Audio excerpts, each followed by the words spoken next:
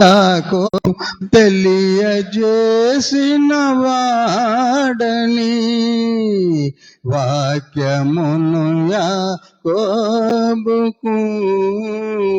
తెలియజేసిన వాడని ఏ జనముకి లాగునా చేసి లేదనిది ఉనికి స్తోత్రము గానము చేయుటయే మంచిది. మనమందరము స్తుతి గానము చేయుటయే మంచిది. మహోన్నతుడా పరిశుద్ధుడా పరలోకపు తండ్రి, మీ బంగారు పాదం చెందుకు చిన్న మందగా వచ్చి ఉన్నాం. లూకా సువార్తను ధ్యానించబోతున్నాం. పరమ తండ్రి, మీ శక్తి నింపండి. యేసయ్య, మా ప్రార్థన ఆలకించారు. మీరు మా మధ్యలో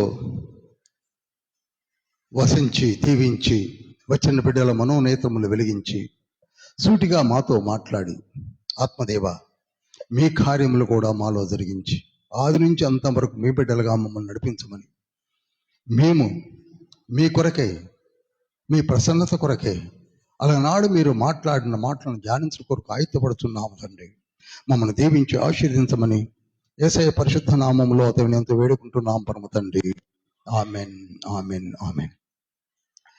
లూకా సువార్త 16వ అధ్యాయము 1 నుండి 3 వచనాలు చదవగా విందాం.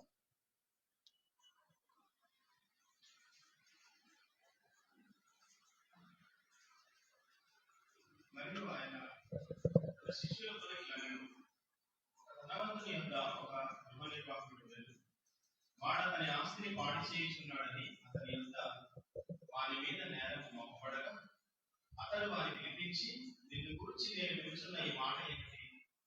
నీ గృహ నిర్వాహకత్వపు లెక్క అప్పగించుము. నీవు ఇక మీదట గృహ నిర్వాహకుడిపై ఉండవల్ల కాదని ఆయనతో చెప్పాను.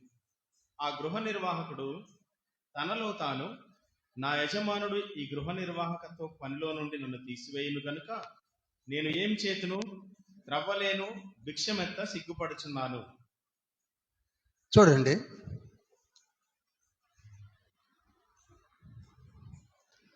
యేసుక్రీస్తు ప్రభువారు మరి ఒక సంఘటనను కళ్ళకు కట్టినట్టుగా వివరిస్తున్నాడు. మరియు ఆయన తన శిష్యులతో ఇట్లనెను,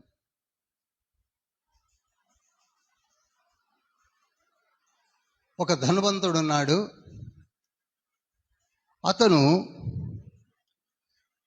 గృహ నిర్వాహకత్వం కొరకు ఒక శిష్యుని ఏర్పాటు చేసుకున్నాడు. సహజంగానే వ్యాపారస్తులు, ధనవంతులు, యజమానులు శిష్యులను ఏర్పాటు చేసుకుంటారు. అలానే ఒక ధనవంతుడు ఒక శిష్యుణ్ణి లేక ఒక గృహ నిర్వాహకుడిని ఏర్పాటు చేసుకున్నాడు. అయితే అతను తన ఆస్తిని పాడు చేయుచున్నాడని అతనికి తెలిసింది. తెలడమే కాదు, నేరమే మోపబడింది. అప్పుడు పిలిపించి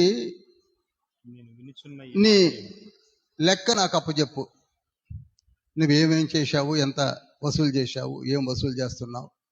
బికాజ్ హీ సోల్ ఇన్ఛార్జ్. మీకు బాగా తెలుసు, ఇప్పుడు ఉన్న ట్రెండ్ నాకు తెలిసింది చెప్తున్నాను. సహజంగా ఈ వడ్డీ వ్యాపారస్తులు, మనీ లెండర్స్ ఏం చేస్తారంటే చిన్న చిన్న షాపులకు అప్పులు ఇస్తుంటారు. షాప్ యొక్క కెపాసిటీని బట్టి, వారు చేస్తున్న వ్యాపార లావాదేవీలను బట్టి 50,000 వరకు, ₹1,00,000 కూడా ఇవ్వడం నేను చూశాను. అయితే వారి దగ్గర కొందరు కలెక్ట్ చేసేటువంటి అసిస్టెంట్స్ని పెట్టుకుంటారు. వాళ్ళు ఏం చేస్తారంటే ఒక బుక్ తీసుకొని వచ్చి, ఆ బుక్ వాళ్ళ దగ్గరనే ఉంటుంది, అందులో ఎంటర్ చేసి అమౌంట్ ఎంత ఇస్తారో ఎంటర్ చేసి సంతకం చేసేసి ఇచ్చేసి పెడుతూ ఉంటారు. ఏ రోజు ఇవ్వకపోయినా నానా యాగి చేస్తుంటారు, ఒప్పుకోరు. అలానే ఈ ధనవంతుడు కూడా ఒక కలెక్టర్ని పెట్టుకున్నాడు, గృహ నిర్వాహకుడిని. అతను రిపోర్ట్ కరెక్ట్గా ఇవ్వట్లేదని చెప్పేసి నిన్ను నేను తీసేస్తాను, because you are not worthy person, నీవు సరిగా చేయటం లేదు, నీ లెక్క నాకు అప్పచెప్పాయి, ఇక మీదట గృహ నిర్వాహకుడిపై ఉండవల్లదని వానితో చెప్పేశాడు, ఉండటానికి వీల్లేదని. వాడికి అర్థమైపోయింది, ఊస్టింగ్ ఆర్డర్ వచ్చేసింది, ఇక నేను డిస్మిస్ అయిపోతానని. జాగ్రత్తగా వినండి, ఇది చాలామంది నన్ను అడిగిన ప్రశ్నే, సమయం వచ్చింది తండ్రి ఇప్పుడు చెప్తున్నాడు.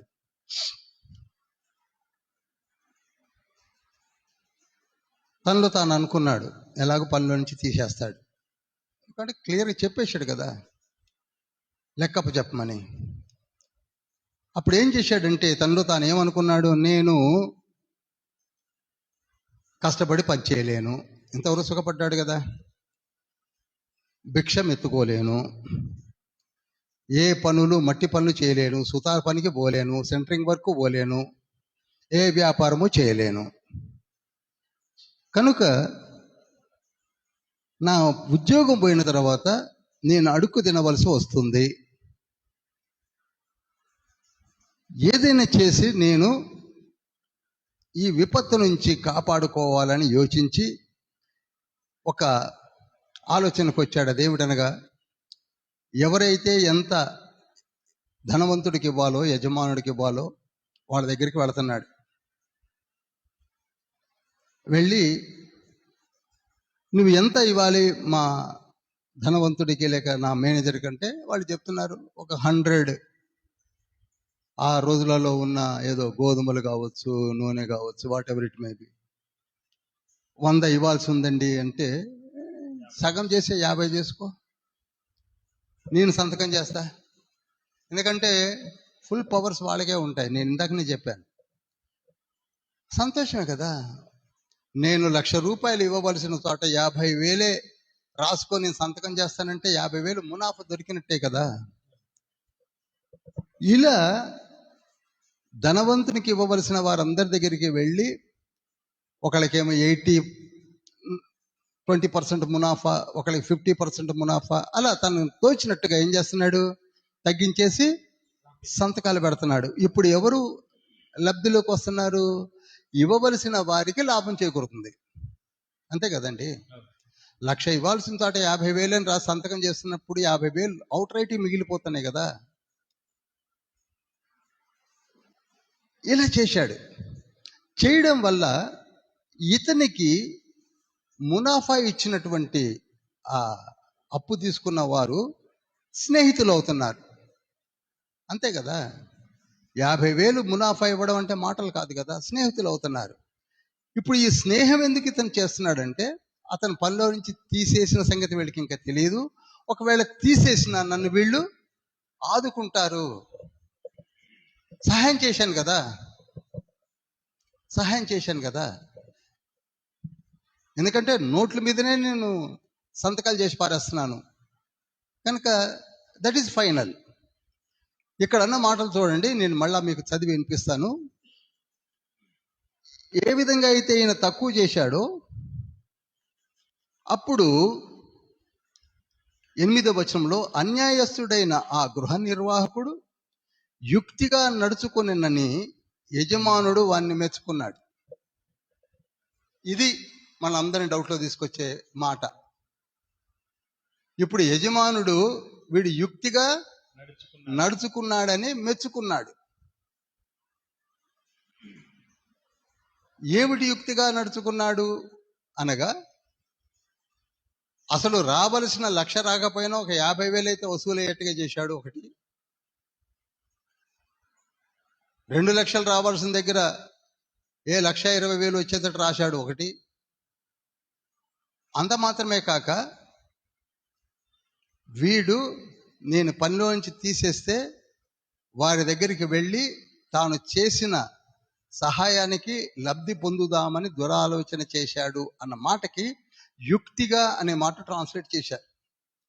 మీరు ఇంగ్లీష్ వర్షన్ చదివితే బాగా అర్థమవుతుంది. యుక్తిగా అనగా పర్యాయ పదము వివేకముగా. మన తెలంగాణ భాషలో అర్థం అవ్వాలంటే గాలి తెలివి. దీన్ని ఏమంటారండి? గాలి తెలివి అంటారు. అది యుక్తి కాదు. సంస్కృత పండితులు ఏం చేశారంటే యుక్తిగా, బహు తెలివిగా, ఇంకా టాక్ట్ఫుల్గా ఆలోచించాడని చెప్పేసి వాడిని ఎందుకు మెచ్చుకున్నాడంటే, నేను పనిలో నుంచి తీసేసినా వీడు బ్రతకడానికి కావలసిన ఏర్పాట్లు చేసుకోగలిగాడు. అందుకే ఇక్కడ అన్నాడు చూడండి, ఇంకొక మాట, వెలుగు సంబంధుల కంటే ఈ లోక సంబంధులు తమ తరమును బట్టి చూడగా యుక్తి పరులై ఉన్నారు. అనగా వెలుగు సంబంధులు అంటే యథార్థవంతులు. ఏమండి, మీకు తెలుసు కదా, వెలుగు సంబంధులు అంటే యథార్థవంతులు. యథార్థత వదిలివేసిన జనాంగం అంతా కూడా ఏ రకమైన యుక్తితో ఉంటున్నారు? ఇక్కడ కనపడుతుంది. చీకటి సంబంధమైన యుక్తి, గాలి తెలివి, గాలి ఆలోచనలు, ఏ విధంగా ఎదుటి వ్యక్తిని బురిడి కొట్టించవచ్చు, నమ్మి మోసం చేయొచ్చు, ఈ ఆలోచనలు బాగా ఉన్నాయి. ఉర్దూలో ఒక నానుడు ఉంది, మునీం బాహర్ సేటు అందర్ అని. సేటు లోపలికి అయిపోతాడు, ఆ ముని వసూలు చేసేవాడు బయటకు వస్తాడని.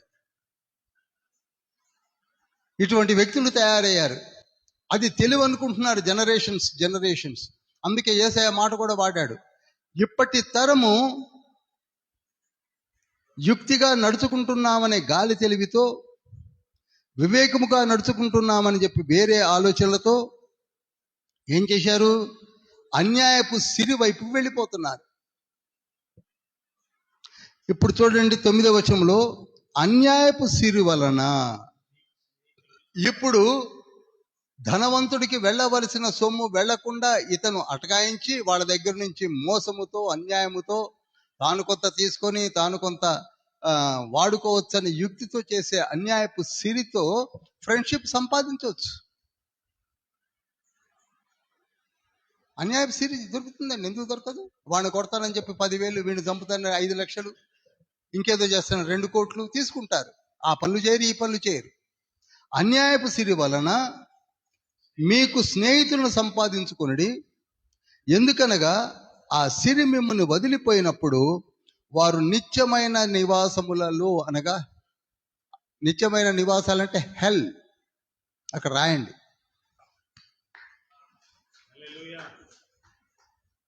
సిరి వెళ్ళిపోద్ది, నిత్యమైన నివాసం ఏంటది? నరకము. నిత్యమైన నివాసములలో మిమ్మును చేర్చుకుందిరని మీతో చెప్పుచున్నాను అన్నాడు. ఏదైనా సరే ఇంపీచ్మెంట్ కానీ, లంచాలు కానీ, లేకపోతే ఏదైనా కానీ, సేటును ముంచి ముని బయటకు వచ్చే వాళ్ళందరూ కూడా చివరికి చేసేదంటే తాత్కాలికమైనటువంటి ఆనందము పొందవచ్చు, లేకపోతే ఆ సిరితో ఎంజాయ్ చేయవచ్చు. కానీ చివరికి వీరు ఎక్కడికి వెళ్తారట?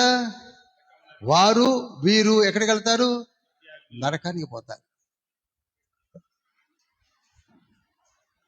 ఇది తెలివి కాదు, ఇది యుక్తి కాదు, గాలి తెలివి అంటాను నేను. ఇప్పుడు ఆ గాలి తెలివి ఆలోచించే రోజులు వచ్చాయి. అందుకే యేసయ్య చక్కటి ఉపమానం చెప్పాడు. ఎంత చక్కటి ఉపమానం చెప్పాడో చూడండి. 10వ వచనంలో అంటాడు, మిక్కిలి కొంచెములో నమ్మకముగా ఉండువాడు ఎక్కువలోనూ నమ్మకంగా ఉంటాడు. నీకు 10,000 అప్పువాడికి వసూలు చేసుకురారా అంటే 10,000లో 5,000 నాకుదాం చూసేవాడు ఇంకేం బాగుపడతాడండి? మిక్కిలి కొంచెములో నమ్మి ఇంకా ఎక్కువ ఎలా ఇవ్వగలడు? ఎంత చక్కటి ఉపమానం చూడండి. మిక్కిలి కొంచెములో ఉన్నవాడు ఎక్కువలోనూ నమ్మకంగా ఉంటాడు. నమ్మకంగా ఉంటే నమ్మకంగా ఉంటాడు. మిక్కిలి కొంచెంలో అన్యాయంగా ఉండేవాడు ఎక్కువలోనూ అన్యాయంగానే ఉంటాడు. కాబట్టి మీరు అన్యాయపు సిరి విషయంలో నమ్మకంగా ఉండని ఎడల సత్యమైన ధనమును ఎవరు మీ వశము చేయునంటే చెయ్యరు అని అర్థం. చప్పట్లు కొట్టి మహింపరచండి. ఈ ఉపమానంతో తండ్రి మనకి నేర్పింది ఏమిటంటే, be careful while handling others property. నీకు నీవుగా ఎదుటవాణ్ణి ముంచకండి, ఎదుటవాణ్ణి ముంచకండి, ఎదుటవాణ్ణి ముంచకండి. ఇక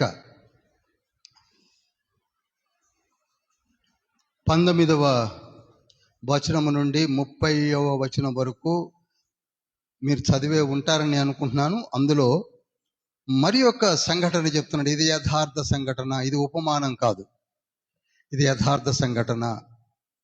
ఏమంటున్నాడు? ఒక ధనవంతుడు ఒకడు ఉండెను. అతడు ఊదారంగు బట్టలను సన్నపనార వస్త్రములను ధరించుకొని ప్రతి దినము బహుగా సుఖపడుచుండువాడు. లాజరు అను ఒక దరిద్రుడుండెను. వాడు కురుపులతో నిండినవాడై ధనవంతుని ఇంటి వాకిట పడియుండి అతని బల్ల మీద నుండి పడు రొట్టె ముక్కలతో ఆకలి తీర్చుకొన గోరెను. అంతేకాక కుక్కలు వచ్చి వాని కురుపులు నాకెను. చదవండి. ఆ దరిద్రుడు చనిపోయి దేవదూతల చేత అబ్రహాము రొమ్మున ఆనుకున్నటకు కొనిపోబడెను. ధనవంతుడు కూడా చనిపోయి పాతి పెట్టబడెను. అప్పుడు అతడు పాతాళములో బాధపడుచు కన్నులెత్తి దూరం నుండి అబ్రహామును అతని రొమ్మున ఆనుకొని ఉన్న లాజరును చూచి, తండ్రివైన అబ్రహామా, నాయందు కనికరపడి తన వ్రేలి కొనను నీళ్లలో ముంచి నా నాలుకను చల్లార్చుటకు లాజరును పంపుము, నేను ఈ అగ్నిజ్వాలలో యాతన పడుచున్నానని కేకలు వేసి చెప్పాను. చాలండి.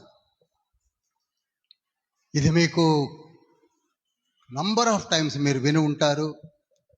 చాలా వరకు బోధకులు చక్కగా దీన్ని విశ్లేషించి చెప్తూనే ఉంటారు. అద్భుతమైనటువంటి సంఘటనని ప్రభు చెప్పడము మనకెంతో కనువిప్పు కలిగించడానికి ఇచ్చినటువంటి వివరణ ఇది. ఇక్కడ ఒక ధనవంతుడు ఉన్నాడు. అతను మంచి వస్త్రములు ధరించి అద్భుతమైన రీతిలో మంచి భోజనములను, మంచి సదుపాయములను, మంచి జీవితాన్ని జీవిస్తూ ఉన్నాడు. ఈనాడు చూడండి, నిజంగానే ధనవంతులు ఎలా జీవిస్తున్నారనగా ఏసీ రూమ్లలో నుంచి బయటికి రాని రోజులు ఉన్నాయి. ఇళ్లలో ఏసీలు, బయటికి వెళదామంటే ఏసీ కార్లు, చివరికి మోర్స్ కానివ్వండి, బట్టల దుకాణాలు కానివ్వండి, లేకపోతే జ్యువెలరీ షాప్స్ కానివ్వండి, అన్ని ఏసీలు ఉంటేనే వెళతారు. ఏసీ లేకపోతే వెళ్ళరు. ఒకవేళ క్రైస్తవులై ఉంటే పొరపాటున వాళ్ళు ఏసీ ఉన్న చర్చెస్ అయితేనే వెళతారు, నాన్ ఏసీ చర్చెస్కి వెళ్ళరు.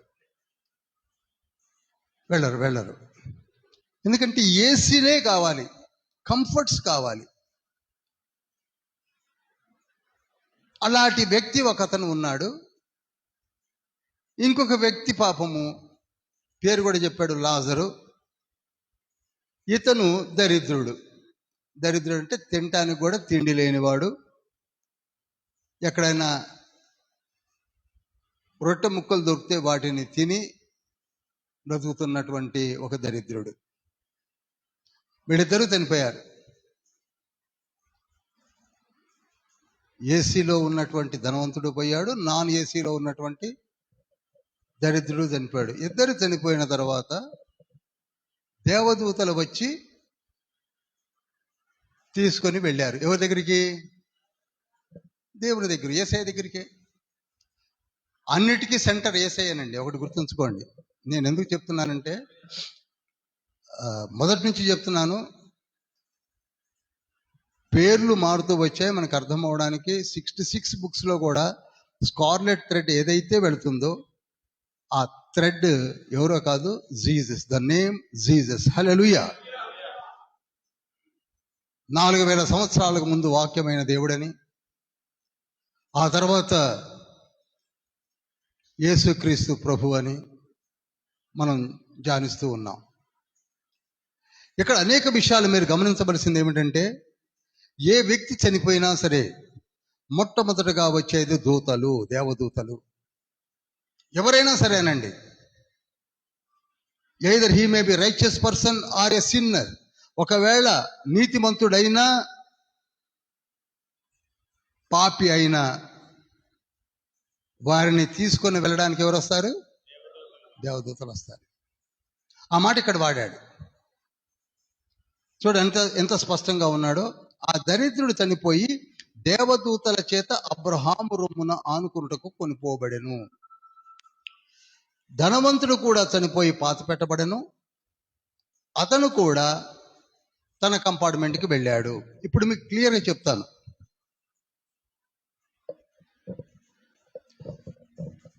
వీటి మీద ఒక కాంట్రవర్సీస్ వస్తే నేనేం చేయలేను. నాకున్న రెవల్యూషన్సే చెప్తున్నాను, దయచేసి గమనించండి.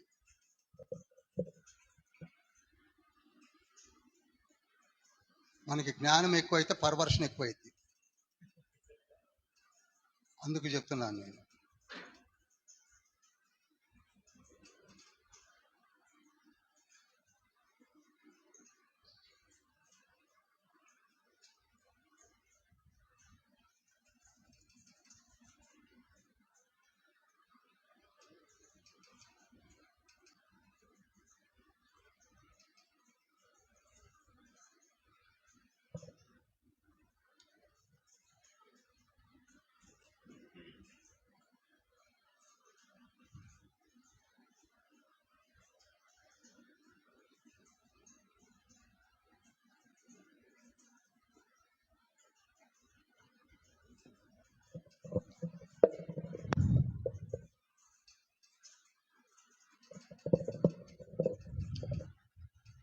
ఇది భూమి,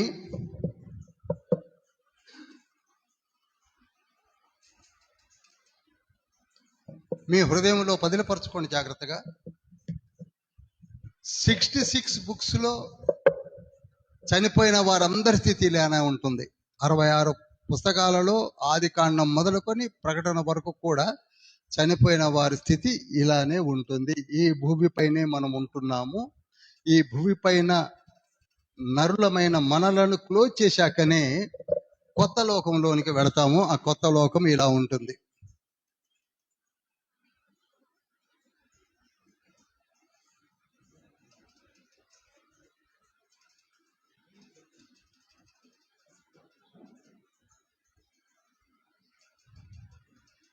పన్నెండు గుమ్మాలతో స్క్వేర్ షేపులో, అనగా క్యూబ్ లాగా, క్యూబికల్ స్టేట్, పొడవు వెడల్పు అంతా ఒకే డైమెన్షన్లో ఉంటుంది. ఇదేమో గుండ్రంగా ఉంటుంది. మన భూమి ఎలా ఉంటుందండి? గుండ్రంగా ఉంటుంది. అదేమో చచ్చౌకముగా ఉంటుంది, క్యూబికల్ స్టేట్ అంటారు. ఇది గుండ్రంగా ఉంటుందని యోబు గ్రంథం 26:7 తండ్రి లిఖింపజేశాడు. యోబు గ్రంథం 26:7 ఉంది. గుండ్రంగా ఉంటుంది, శూన్యములో వేలాడుతున్నటువంటి గోళాకారములు తండ్రి ఏర్పాటు చేసి పెట్టాడు. ఇక్కడ చనిపోయిన వారు 3 కంపార్ట్మెంట్స్. ఇది పాతాళము. దీన్ని ఏమంటారండి? ఈ పార్టీని పాతాళం అంటారు. పాతాళం.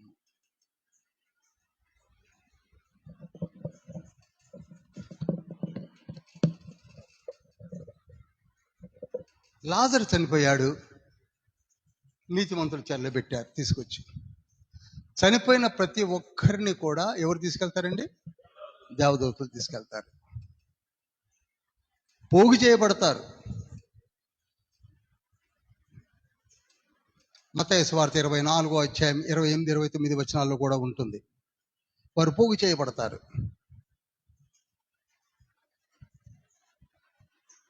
కీర్తనలు 50:3-4-5 కూడా ఉంటుంది. వారు పోగు చేయబడతారు. ప్రసంగి గ్రంథము 12:7 కూడా ఉంటుంది. మన్నైనది వెనకట వలనే మన్నైపోవును, ఆత్మ తండ్రి యొద్దకు తిరిగి వెళ్ళును. కనుక ఈ శరీరము మట్టిలో కలిసిపోతుంది. మన స్పిరిట్ బాడీ యేసయ్య దగ్గరికి వెళ్ళిపోతుంది, దేవుని యొద్దకు వెళ్ళిపోవును. In charge Jesus only. ఇన్ఛార్జ్ ఎవరండి? జీసస్. భూమిపైకి రాకమునుపు వర్డ్ ఆఫ్ గాడ్, భూమిపైకి వచ్చినాక జీసస్. ఇది మీరు ప్రస్తుతానికి రిజర్వ్ చేసుకుంటే చాలు. ఇప్పుడు లాజరు వచ్చి ఇక్కడ కూర్చున్నాడు.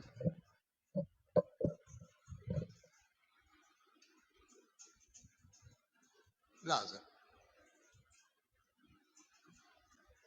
ధనవంతుడు, దేవదూతలు.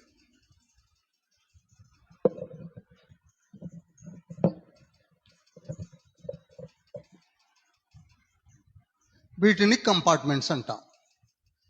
టెంపరరీ కంపార్ట్మెంట్స్, తాత్కాలికంగా ఉంచబడటకు తండ్రి ఏర్పాటు చేసినటువంటి కంపార్ట్మెంట్స్ అనగా చెరలు. చెర మీన్స్ కంపార్ట్మెంట్.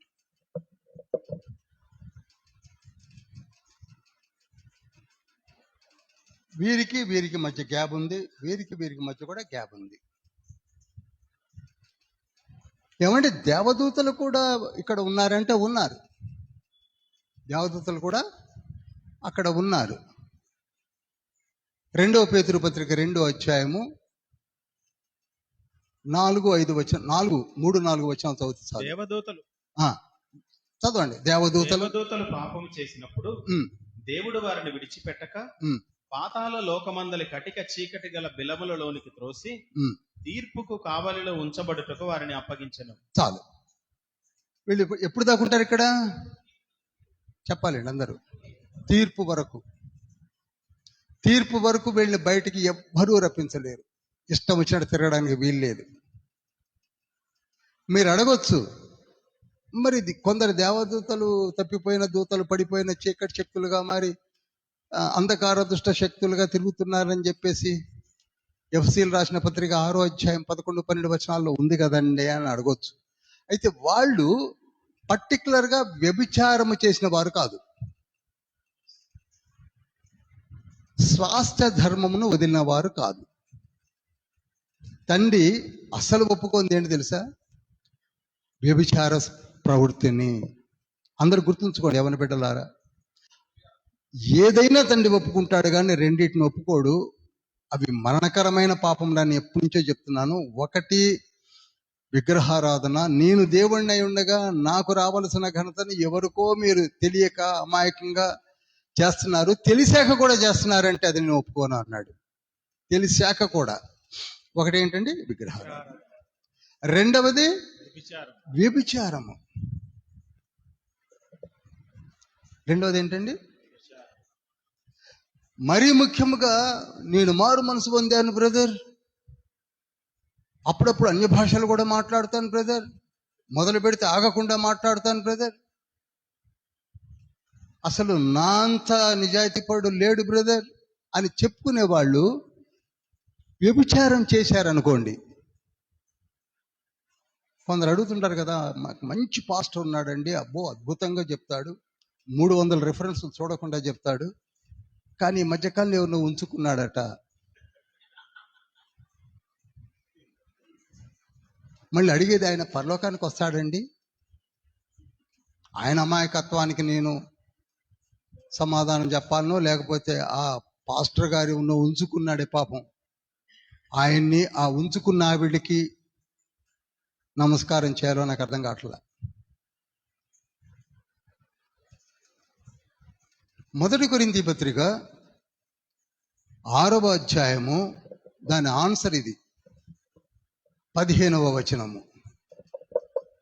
మీ దేహములు క్రీస్తునకు అవయవములై ఉన్నవని మీరు ఎరుగరా? నేను క్రీస్తు యొక్క అవయవములను తీసుకొని వేశ్య యొక్క అవయవములుగా చేయుదున అదెంత మాత్రమును తగదు.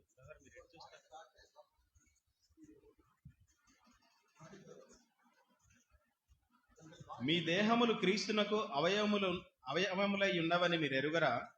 నేను క్రీస్తు యొక్క అవయవములను తీసుకొని వేశ్య యొక్క అవయవములుగా చేయుదున అదెంత మాత్రమును తగదు. మారు మనసు పొందాను, నాలో పరిశుద్ధాత్ముడు ఉన్నాడు, నేను టంగ్స్ లో మాట్లాడతాను, నా దగ్గర 9 వరాలు ఉన్నాయి, జేబులో 3 ఉన్నాయి, 2 ఇంటి దగ్గర పెట్టాను నేను చెప్పుకునే. ఓ దైవజనులారా, పొరపాటున మీరు ఇంకొక స్త్రీతో సాంగత్యానికి లేక వేరే ప్రవృత్తికి వెళ్ళినప్పుడు నీలో ఉన్న పరిశుద్ధాత్మని, నీకు వరాలు ఎవరిచ్చారు? పరిశుద్ధాత్ముడు. టంగ్స్ ఎవరిచ్చారు? పరిశుద్ధాత్ముడు. ఆ వ్యక్తి లేక ఆ దేవుడు నీలో ఉన్నప్పుడు నీవు వెళ్ళి పరాయి స్త్రీతో కలుస్తున్నావంటే నువ్వు ఎవరితో వ్యభిచారం చేస్తున్నావు? చెప్పరేవండి. ఎప్పుడైతే నువ్వు అనుకోని నేను వెళ్ళాలనుకుని 2 అడుగులు వేసావో నీలో ఉన్న పరిశుద్ధాత్ముడు ముందు బయటికి వెళ్ళిపోతాడు. ఏదో దగ్గర ఉండే కంటే మంచిది కాదని ఇతను పోయి అందులో చేరతాడు. ఆవిడ ఇతను కలిసి ఇక్కడికి వచ్చి కూర్చుంటారు. అది చెప్పడం కాదండి, చెయ్యాలి. బోధించడం కాదండి, పాటించాలి. వాళ్ళని పట్టండి మీ ఆర్గ్యుమెంట్లో.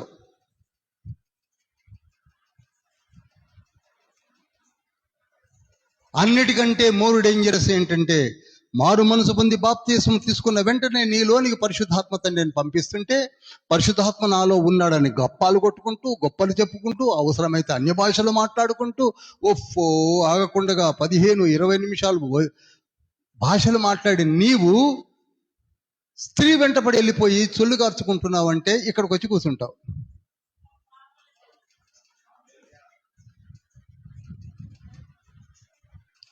ఇక కొందరు ఎన్నైనా చెప్పు మారు మనసు మేము పొందం బ్రదర్ అనే వాళ్ళు కూడా ఇక్కడికి వచ్చి కూర్చుంటారు.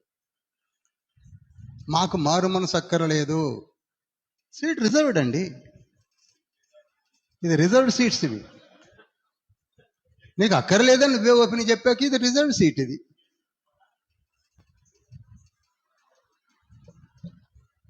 ఏ వ్యక్తి అయినా చనిపోతే వెంటనే దేవదూతలు వస్తారు. ఎందుకనగా మనకు మార్గాలు తెలియదు కదా.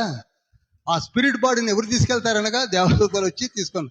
మీకు మాట చెప్పాలనా, నేనే మార్గం, నేనే సత్యం, నేనే జీవం అని చెప్పేసి 14వ అధ్యాయం 6వ వచనంలో అన్నాడు కదా. ఎందుకన్నాడు నేనే మార్గం అని? ఎందుకనగా నేను వెళ్ళు మార్గము మీకెవరికి తెలియదు, ఎవరికి తెలియదు. అది ఎక్కడుందో మీకు తెలియదు. ఆ ప్రదేశానికి తీసుకువెళ్ళాలంటే నేనే తీసుకువెళ్ళాలి. నేనే మిమ్మల్ని తీసుకొని వెళతాను. అప్పుడు మనలాంటి ఒక తోమాగోడు ఉన్నాడు ఆయన దగ్గర, యేసయ్య దగ్గర. ఆయనకి అన్ని డౌట్సే. ఆ మార్గం మాకెలా తెలుస్తుందంటే నీకు తెలియదు, నేనే తీసుకెళ్తాను అంటున్నాడు. ఎలా తీసుకెళ్తాడు అనగా అరేంజ్మెంట్ చేశాడు. ఎవరిని ఎలా ఎక్కడ తీసుకెళ్లాలో. అందుకే కోట్లైన దేవదూతను తండ్రి ఏర్పాటు చేసుకొని సెంట్రలైజ్డ్ అడ్మినిస్ట్రేషన్ ఏర్పాటు చేసి మన దగ్గరికి దూతలను పంపిస్తున్నాడు. హల్లెలూయా. కోట్లైన దేవదూతలు, సెంట్రలైజ్డ్ అడ్మినిస్ట్రేషన్. దాన్నే పరలోక దర్బారు అని పిలువబడుతుందని చెప్పాను మొన్ననే. You need not worry. నేను చనిపోయినాక నన్ను ఎవరు తీసుకెళ్తారు? మరుక్షణమే వెళ్ళిపోతుంటావు. అన్ని అరేంజ్మెంట్స్ ప్రాపర్గానే ఉన్నాయి, చనిపోవడమే లేటు. ఇప్పుడు లాజర్ ఇక్కడికి వచ్చాడు, ఏమండి, ధనవంతుడు ఇక్కడికి వచ్చాడు. ఇక్కడ అబ్రహాం కూడా ఉన్నాడు.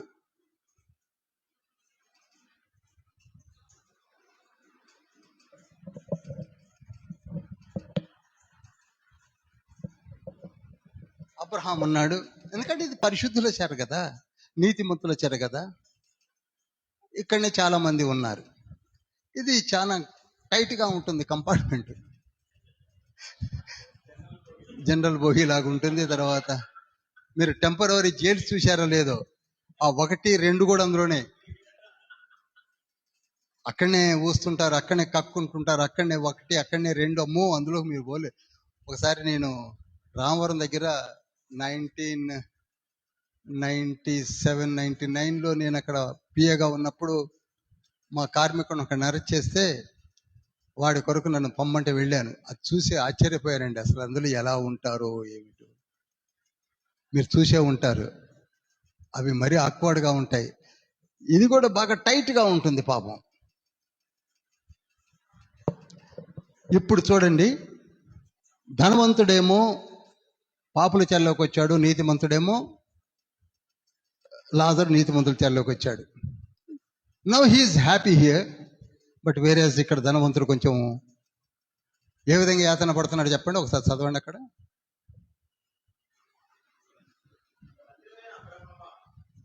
నా యందు కనికరపడి తన వ్రేలి కొనను నీళ్లలో ముంచి నా నాలుకను చల్లార్చుటకు లాజరును పంపుము, నేను ఈ అగ్ని జ్వాలలో యాతన పడుచున్నానని కేకలు వేసి చెప్పాను. చాలండి. ఇక్కడ నేను కొంచెం చాలా యాతన పడుతున్నాను, అగ్ని జ్వాలలలో యాతన పడుతున్నాను ఒక స్టేట్మెంట్ ఎప్పుడైతే ట్రాన్స్లేషన్లో వచ్చిందో వెంటనే మనోళ్ళు అబ్బో చాలా మర్మాలు చెప్తారండి. ఇది డైరెక్ట్గా ఇది నరకం అండి అనేశారు. ఏమన్నారు? నరకం అట. అన్నది కూడా రాస్తున్నా. అబ్బో రాస్తే కొందరు వీక్షకుల్లో కన్ఫ్యూజ్ అవుతారు. కన్ఫ్యూజ్ అవుతారు. ఈయన రాశాడు నరకం కనుక నరకం అని. నరకం అన్నారు. అసలు నరకం ఎక్కడ ఉంటుందో కూడా ఆలోచించే టైం లేదండి. 66 పుస్తకాలు చదవాలి కదా. నరకం అనేది భూమిలో లేదండి, భూమి వెలుపల ఉన్నది.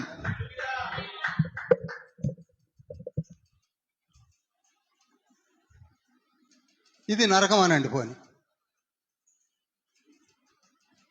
ఇంత దూరంలో ఉంది నరకం. ఈ భూమిలో నరకం లేదు, భూమి వెలుపల ఉన్నది నరకం. మత్తయి సువార్త 22వ అధ్యాయము 12, 13, 14. కరెక్ట్. అంతటా వీడిని కాళ్ళు చేతులు కట్టి వెలుపటి చీకటిలోనికి త్రోసివేయుడి. అది వెలుపట చీకటి, ఇక్కడ కాదు, కింద కాదు, వెలుపట. మత్తయి సువార్త 25వ అధ్యాయం 41వ వచనములో, అప్పుడు ఆయన ఎడమవైపున ఉండు వారిని చూచి, శపింపబడిన వారులారా, నన్ను విడిచి అపవాదికిని వాని దూతలకు సిద్ధపరచబడిన నిత్యాగ్నిలోనికి పోవుడి. ఇక్కడ అపవాదికి వాని దూతలకు ఏర్పాటు చేసినటువంటి నరకం ఇది, నిత్యాగ్ని. ఇది నిత్యాగ్నినే నరకం అంటాం. ఇక్కడ ఉంది ఈ నిత్య అగ్ని. అర్థమవుతుందండి? ప్రకటన గ్రంథము 20వ అధ్యాయము 15వ వచనము. ఎవని పేరైనను జీవగ్రంథమందు వ్రాయబడినట్టు కనబడని ఎడల. చూసారా, జీవగ్రంథమందు రాయబడలేని పేర్లంటే రిజర్వ్డ్ నరకమోళ్ళు. వాడు అగ్నిగుండములో పడవేయబడును. ఇక్కడనే ఉంటుంది. ఎక్కడికి వెళ్తున్నారు వీళ్ళు? అగ్నిగుండం ఇది, ఇది కాదు. ఈ భూలోకములో 3 కంపార్ట్మెంట్స్ ఉన్నాయి. ఇది నరకం కాదు. నరకయాతన పడుతున్నాను అని అన్నాడు. మనం కూడా పొరపాటున ఏ ట్రైన్లోనో లేకపోతే జనరల్ బోగీలోకి ఇదంతా నరకం లాగుందంటే అది నరకం అని చెప్పుకునేరు. అది కంపార్ట్మెంట్ నరకం లాగుందన్నాడు. ఇది నరకం కాదండి. ఎందుకంటే పాపం మొన్నటిదాకా ఏసీలో ఉన్నాడు కదా. ఏసీ ఇల్లు, ఏసీ రెస్టారెంట్, ఏసీ చుట్టూ తిరిగాడు, బట్టల దుకాణం ఏసీ, నగల దుకాణం ఏసీ, చివరికి చర్చి ఏసీ. ఎవరండి ఇక్కడ కొంచెం ఏసీ పెంచండి అని వచ్చి కూర్చుంటున్నారు. కార్లు ఏసీ. ఆ ఏసీ ఒకటేసారి నాన్ ఏసీకి వచ్చేసరికి నరకయాతనలాగా కనపడ్డది. భూమి కింద పాతాళంలో నరకము ఎవరైనా చేసి చెప్పండి. అంతేకాని వాళ్ళెమ్మడి పోయి మనం కూడా దూరి అది నరకం బ్రదర్, అది నరకం బ్రదర్, మొన్న మా దేవజనుడు చెప్పాడు బ్రదర్ ఇది నరకం బ్రదర్. నరకం ఎక్కడెక్కడ ఉందండి? ఇది భూమి అయితే పాతాళం ముందు ఉంటే చాలా రిఫరెన్స్ ఉన్నాయి, చెప్పడం ఎందుకని వెళ్ళేస్తున్నాను. కనుక ఇక్కడ ఇంకొక విషయం చెప్తాను. మనిషి బ్రతికి ఉన్నప్పుడు నేను, ఫర్ ఎగ్జాంపుల్, మీరు ఏదైతే మనం చూస్తున్నామో, ఏదైతే మనము వింటున్నామో, ఏదైతే మనము ధ్యానిస్తున్నామో, ఏదైతే మనము ప్రేమానురాగముల చేత మమైకమై ఉన్నామో అవి జ్ఞాపకార్థముగా మనతోనే ఉంటాయి. మన మనస్సులో, స్పిరిట్ బాడీలో ఉండిపోతాయి. శరీరమును వదిలివేసినంత మాత్రాన జ్ఞాపకాలు పోవు. ఒకవేళ అలా పోయి ఉంటే ధనవంతుడిని భూమిలో పాతి పెట్టాక ఇక్కడ కూర్చొని నేను నరకములో ఉన్నాను ఎందుకంటాడు? అర్థమైందండి? అర్థమైంది కదా. మనసు స్పిరిట్ బాడీతోటే ఉంటుంది. ఓకే, స్పిరిట్ బాడీతోటే మనసు ఉంటుంది. తర్వాత ఇంకొక ఆర్గ్యుమెంట్ ఉంది. చనిపోయిన వాడు దీపాల్లాగా ఉంటారు బ్రదర్, వాళ్ళకి ఏ శరీరం ఉండదు బ్రదర్, వాళ్ళకి ఏమీ ఉండదు బ్రదర్, అన్ని దీపాలే. నేను చూసినట్టే కొందరు చెప్తుంటారు అన్ని దీపాలు ఒక చాట పెట్టున్నాయట. మరి దీపంలాగా ఉంటే ఈయన అబ్రహాంని ఎట్ట చూస్తున్నాడు? దీపంలాగా ఉంటే ఈ ధనవంతుడు లాజర్ని ఎట చూస్తున్నాడు? ఎదురు రొమ్మున ఆనుకొని ఉన్న లాజర్ అంటున్నాడు. మళ్ళీ అబ్రహాం ఎదురు రొమ్మును కూడా చూస్తున్నాడు. దీనికి కళ్ళే లేకుండా దీపంలాగా ఉంటే అబ్రహామును కానీ లాజర్ని కానీ చూడడం దేనికి? అతని మీద ఒక నీటి చుక్కని వేయమని ఎందుకు అడుగుతాడు? అర్థమవుతుందండి. కనుక ఒకళ్ళు ఎవరైనా చెప్తే దీపాలంటే వెంటనే ఆలోచించండి. వాళ్ళని ఏదో ఎగబడి కొట్టమని కాదు, బట్టలు చింపమని కాదు. ఆలోచించండి, మనం ఆలోచిద్దాం. నరకం అంటే నరకమని ఓ వాదనలో కూర్చున్న వాళ్ళు ఉన్నారు. అంత దీపాలాగానే ఉంటారని, రూపాలే ఉండవని. మళ్ళీ కొందరు వాళ్ళకి బట్టలు ఉంటాయా ఉండవా ఈ డౌట్స్. బట్టలు ఉంటే రంగు ఉంటాయా, బూట్లు వేసుకుంటారా? ఏం మనుషులండి. అక్కడికి వెళ్ళాం, చదివేదైతే ఉండదు. బైబిల్ మాత్రం ఒక్క ముక్క చదవం. బూట్లు వేసుకుంటారా?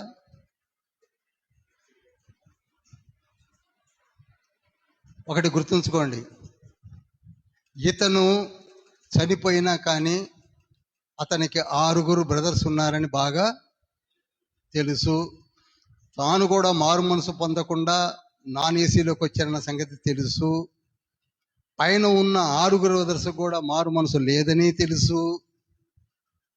కనుక అబ్రహామా, దయించి నా తరపున ఎవరినన్నా ఒకళ్ళని పంపించి వాళ్ళను మారు మనసు పొందమని చెప్పు అని అడుగుతున్నాడు. ఎవరు? ఇక్కడ మనం 3.5 సంవత్సరాల నుంచి రొమ్ము కొట్టుకొని మారు మనసు పొందమంటే నువ్వు కొట్టుకొని పడిపో, మాకేం సంబంధం అని చూస్తున్నారు. 3.5 సంవత్సరాల నుంచి మారు మనసు పొందండి అంటే ఎవడు పట్టించుకున్నాడు? డీజే దినకరన్ లాంటోడు స్టేజ్ ముందు కన్నీరు కరిచి ఏడుస్తుంటే నటిస్తున్నాడు అన్నారు. ఆయనకి పని లేక నటిస్తున్నాడు. అంతదాకేందుకు యేసయ్య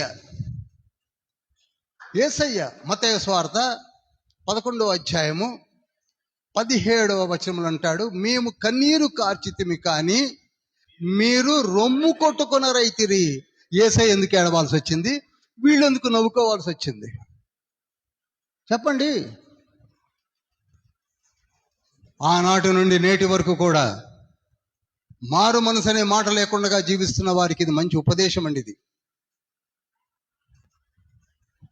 ఇక ధనవంతుడి స్టోరీ, లాజరు స్టోరీ, ఇదంతా ఒక ప్యారబుల్ అని చెప్తున్నాడు ఈయన చూసినట్టు ఒక్క దైవజనుడు. అది ప్యారబులా? అరే అక్కడ మోషే ఉన్నాడు, ప్రవక్తలు ఉన్నారు, వారు చెబుతారు.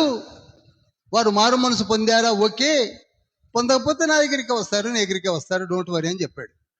ఇప్పుడు ఇదే స్థితి అండి. నేను మళ్ళీ మీకు దండం పెట్టి చెప్తున్నాను, మారు మనసు పొందండి. ఇందులో ఏమి కిరీటాలు పడిపోవు. నేను 50 ఏళ్ళప్పుడు మారు మనసు పొందాను. 50 years. యేసయ్యే most incarnation of high God. అందరూ చూస్తుండగా దగ్గర 79 కిలోమీటర్స్ నడిచి వచ్చి బాప్తిస్మం తీసుకున్నాడు. మారు మనసు అంటే నవ్వుకుంటున్నాం, హేళన చేస్తున్నాం. One day we will weep like rich person. నీవే మారకపోతే నీ కుటుంబీకులనే మారుస్తావు.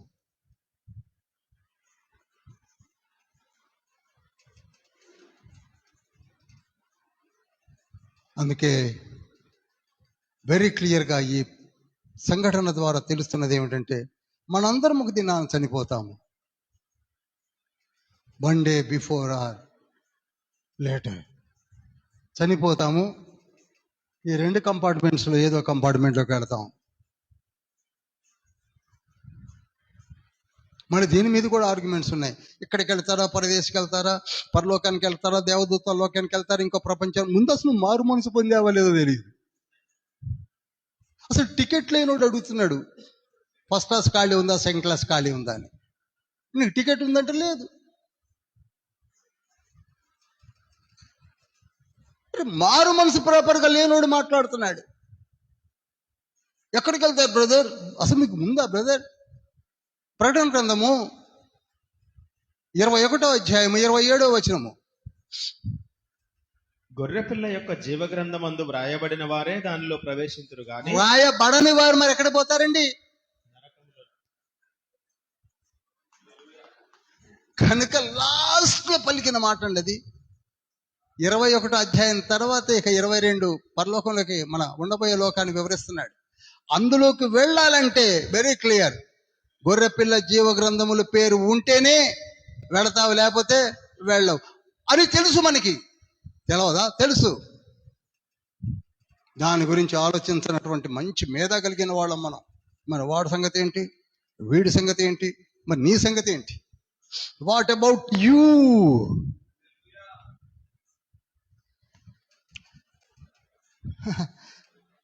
మొదటి తిమోతి పత్రిక 4వ అధ్యాయం 16వ వచనంలో ఉంటుంది, నిన్ను గూర్చి ఫస్ట్ నీ గురించి ఆలోచించు. నువ్వు మారావా, మారలేదా? తర్వాత బోధ, తర్వాత నీ స్వకీయులు, తర్వాత ఇంకెవరైనా XYZ. ముందు నీ గురించి. ఏమండి వాడు అట్ట అంటున్నాడు, వాడి సంగతి నీకు వదిలిపెట్టు. నీ సంగతి ఏమిటి చెప్పండి? నీ సంగతి ఏమిటి? వాళ్ళు చేయలేకపోయారు, నువ్వు చేస్తున్నావా? నువ్వు చదువుతున్నావా? నువ్వు ప్రార్థిస్తున్నావా? అసలు ఫిలిప్ బాబు గారు ఎంతసేపు ప్రార్థన చేస్తున్నారండి? నా సంగతి నీకెందుకు? నువ్వెంతసేపు చేస్తావు? నువ్వు చెప్పు.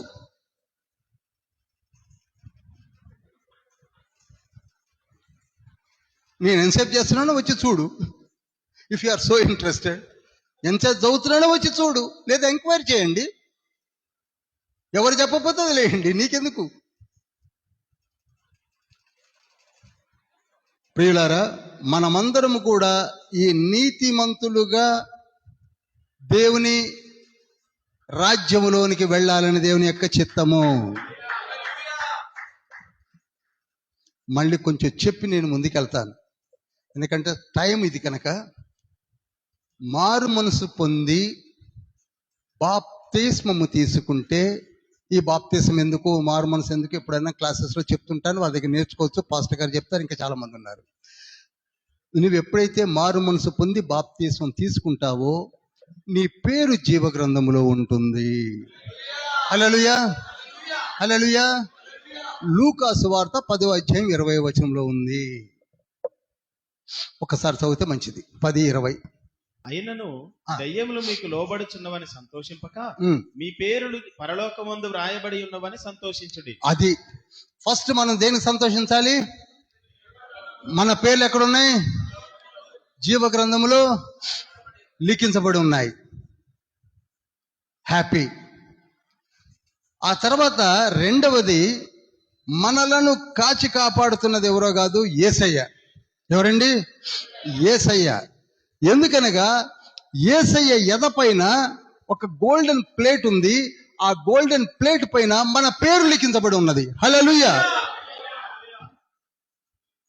ప్రకటన గ్రంథము 1వ అధ్యాయం 13వ వచనంలో ఉంది. ఆయన దట్టిని ధరించుకొని, చదవండి ఒకసారి. ఆయన తన పాదముల మట్టుకు దిగుచున్న వస్త్రము ధరించుకొని రొమ్మునకు బంగారు దట్టి కట్టుకొని ఉండెను. ఆ బంగారు దట్టి పైన మన పేర్లు ఉన్నాయి. ఎవరి పేర్లు ఉన్నాయండి? మారు మనసు పొందిన వారి పేర్లు. ఇంకా నిగడదని మారు మనసు అంటే ఏంటో మనకెందుకు లేని జీవించే వాళ్ళకి చెప్తున్న ఒక అనౌన్స్మెంట్. ఇంకొందరికి డౌట్ ఉందండి, మారు మనసు పొందకపోతే ఏమవుతుంది బ్రదర్? మేము మారు మనసు పొందాం బ్రదర్, బాప్తిసం తీసుకోకపోతే ఏమవుతుంది బ్రదర్? దీనికి ఒకే ఆన్సర్ ఇస్తున్నాను. లూకా సువార్త 7వ అధ్యాయము 30వ వచనము. పరిసయ్యులను ధర్మశాస్త్రోపదేశకులను అతని చేత బాప్తిస్మం పొందక, చూడండి, బాప్తిస్మం పొందని వాళ్ళు ఎవరంటే పరిసయ్యులు, అంటే చాలా గొప్ప జనాంగం వాళ్ళు, ఓసీలు, ధర్మశాస్త్రాన్ని చేతిలో పట్టుకొని తిరిగేవాళ్ళు.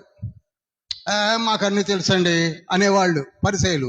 ఇక తర్వాత ఎవరండి? ధర్మశాస్త్రోపదేశకులు. ధర్మశాస్త్రోపదేశకులు. బోధించడానికి ముందు వీళ్ళే ఉంటారు, కానీ బాప్తిసం లేదు. అతని చేత బాప్తిస్మం పొందక ఉమ్, తమ విషయమైన దేవుని సంకల్పమును నిరాకరించిరి. చూశారా? దేవుని సంకల్పము బాప్తిస్మము. అందరేనండి, దేవుని సంకల్పము. మారు మనసు పొందమని చెప్పడానికే యేసయ్య దిగి వచ్చాడు. బాప్తిస్మం అనేది దేవుని యొక్క సంకల్పం అని చెప్పడానికే వచ్చాడు. కనుక మారు మనసు పొందాలి, బాప్తిస్మం తీసుకోవాలి. తీసుకుంటే నీవు ఈ పాపుల చెరలోనికి వెళ్ళవు, ఇక్కడ ఉంటావు. మరి దేవదూతల చెరలో ఎవరంటే, నేను చెప్పాను కదా, దీనికి ఒక పెద్ద స్టోరీ ఉంది. అది ఇప్పుడు చెప్పడానికి సమయం చాలదు. కనుక మొత్తానికి స్వాస్థ ధర్మమును వదిలివేసిన దేవదూతలు సైతము ఈ పాతాళములో బంధించడము మనకి లేఖనాలు, యూదా పత్రిక. మరియు తమ ప్రధానత్వమును నిలుపుకొనక తమ నివాస స్థలమును విడిచిన దేవదూతలను మహాదినమున జరుగు తీర్పు వరకు కటిక చీకటిలో నిత్య పాశములతో ఆయన బంధించి భద్రం చేసెను. చాలండి. కనుక ఈ బాపతి వచ్చి ఇక్కడ కూర్చున్నారు. వీళ్ళు ఇక తీర్పు దాకా బయటికి రారు. ఇక్కడ ఉన్నవారు కూడా తీర్పు దాకా బయటికి రారు. ఈ స్టోరీ ప్రకారంగా మనం తెలుసుకున్నది ఏమిటంటే, నాకు అర్థమైంది ఏమిటంటే, హాయిగా మారు మనసు పొంది సీట్ రిజర్వేషన్ చేసుకొని పరిశుద్ధాత్మ యొక్క సంచకరు నడిపింపులో యేసయ్య యొక్క హెడ్జ్లో జీవించక ఎందుకండి ఎక్కువ మాటలు, ఎక్కువ చేతలు, ఎక్కువ ఆలోచనలు? దయచేసి గమనించండి.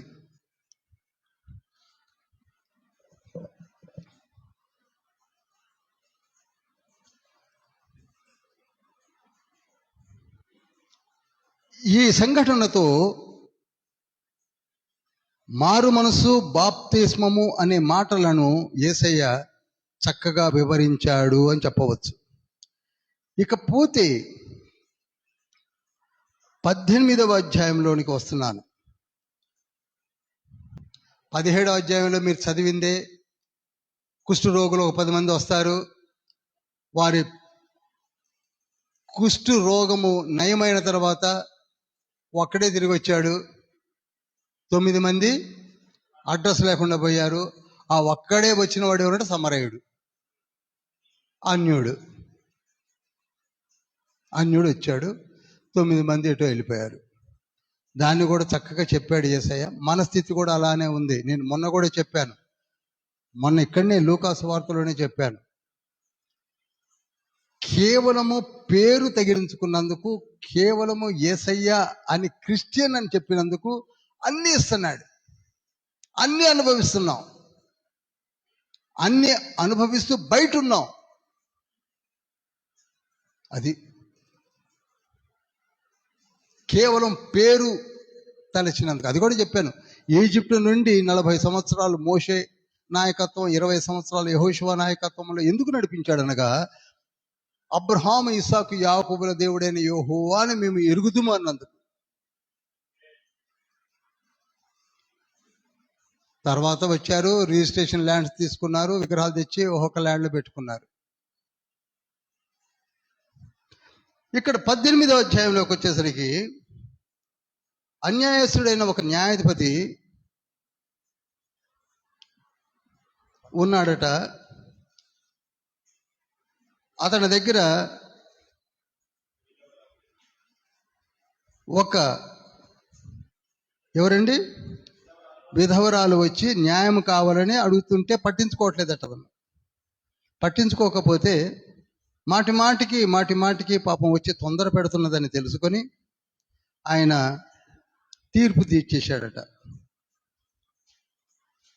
అలానే మనము కూడా అలాంటి న్యాయాధిపతి అయిన యేసయ్యకు ప్రార్థన చేయాలని కొందరు బోధకులు చెప్తున్నారు. అది తప్పే. ఆ న్యాయాధిపతి యేసయ్య లాంటోడు కాదు, అన్యాయస్తుడైన న్యాయాధిపతి అని ఉంది అక్కడ. తొందరపాటండి అన్నీ. అన్యాయస్తుడైన న్యాయాధిపతి నువ్వు ముక్క ఎగరగొట్టుకొని ఆ న్యాయాధిపతి దగ్గరికి స్త్రీ ఎలా వచ్చి అయితే ఊరికి అడుగుతుందో జోరేగలాగా మనం కూడా అడగడం మొదలు పెడితే అన్నీ ఇస్తాడని చెప్తున్నారు. నో, వెంట్ ఆన్ ఆస్కింగ్ అనేది అలవాటు చేసుకోండి అన్నాడే తప్ప ఆ న్యాయాధిపతి యేసయ్య కాదు. ఓకే, ఎవరన్నా అంటే చెప్పండి, బాగా చదవండి నాయన అని. ఆ తర్వాత ఒక అధికారి యేసయ్య దగ్గరికి వచ్చి, యేసయ్య నేను చిన్ననాటి నుండి అన్ని ధర్మశాస్త్ర ప్రకారంగా 10 ఆజ్ఞలను పాటిస్తున్నాను, నేను అసలు ఏ ఒక్కటి కూడా వదిలిపెట్టడం లేదు, అన్నిటిని పట్టించుకుంటున్నాను అన్నప్పుడు యేసయ్య ఒకటే అన్నాడు, నువ్వు అన్ని పట్టించుకుంటున్నావు కానీ నీలో ఒకటి కొదువుగా ఉన్నది. అదేమిటంటే నువ్వు ధనవంతుడు గనక ధనం మీద తప్ప తక్కినన్ని పాటిస్తూ ధనాన్ని బాగా మూట కడుతున్నావు, దాన్ని ఎవరికైనా ఇచ్చేసేసి నన్ను వెంబడించనేసరికి అయిపోయింది. ఏదైనా వదులుకుంటాడు కానీ వ్యసన పడుతూ వెళ్ళిపోయాను అని ఉంటుంది. అంటే ఎందుకు వచ్చాడు యేసయ్య దగ్గరికి? పరలోక రాజ్యములోనికి వెళ్ళాలంటే తనకున్న గొప్పతనాలన్నీ చెప్పడానికి వచ్చాడు. మన దగ్గర కూడా చూసారా, నేను ఉదయాన్నే లేస్తా బ్రదర్, ఫస్ట్ సామెతల గ్రంథం చదువుతాను, ఆ తర్వాత ఒక 2 నిమిషాలు ప్రార్థన చేస్తా, డ్యూటీకి వెళ్తా, తిరిగి వస్తా, ఆదివారం గుడికి వెళ్తా, చందా వేస్తా, ఇంతే. కానీ ఏమి లేదు, మారు మనసు లేదు, సమర్పణ లేదు, ఏదీ లేదు. కానీ ఇతను ధర్మశాస్త్ర ప్రకారంగా నీతిమంతుడే, ప్రసంగి గ్రంథం 7:16 ప్రకారంగా నీతిమంతుడే, అధిక నీతిమంతుడే ఉన్నాడు ఆయన, మామూలు కూడా కాదు. గడ 10 ఆజ్ఞలు చెప్పంటే నోటిగా చెప్పారేస్తున్నాడు. కానీ విగ్రహారాధన లాంటి డబ్బును పట్టుకొని పూజిస్తూ, మీకు కొందరు తెలుసో తెలీదో, షాపులోకి మీరు వెళ్ళి చూడండి, మనీ లెండర్స్ ఆ ఇనప పెట్టికి ఊదుబత్తీలు వెలిగించి పూజలు చేస్తుంటారు. అదే వాళ్ళ ప్రాణమంతా అక్కడనే ఉంటుందండి. ఏ రామచిలకలో కాదు, ఇనప పెట్టిలో ఉంటుంది. కొందరు ప్రాణం ఎప్పుడు కూడా అక్కడనే ఉంటుంది. నిద్ర కూడా పోరండి పాపం. 10 గ్రాములు బంగారం ఉంటుంది, నిద్రపోని వాళ్ళు ఉన్నారు.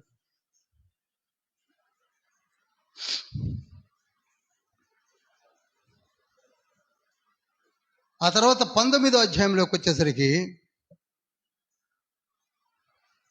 ఇంకొక ధనవంతుడు ఉన్నాడు ఎరుకో పట్టణంలో, అతని పేరు జక్కయ్య. ఇతను కూడా ధనవంతుడే, 18వ అధ్యాయంలో ఉన్నవాడు ధనవంతుడే. ఇది చూడండి ఎంత చక్కగా ఉంది సీక్వెల్. అక్కడ ధనవంతుడే వచ్చాడు యేసయ్య దగ్గరికి, ఇక్కడ ఈ ధనవంతుని దగ్గరికే యేసయ్య వెళ్ళాడు. ఎందుకనగా యేసయ్యకు ఆయన మనస్సు తెలుసు, యేసయ్యకు జక్కయ్య మనస్సు తెలుసు.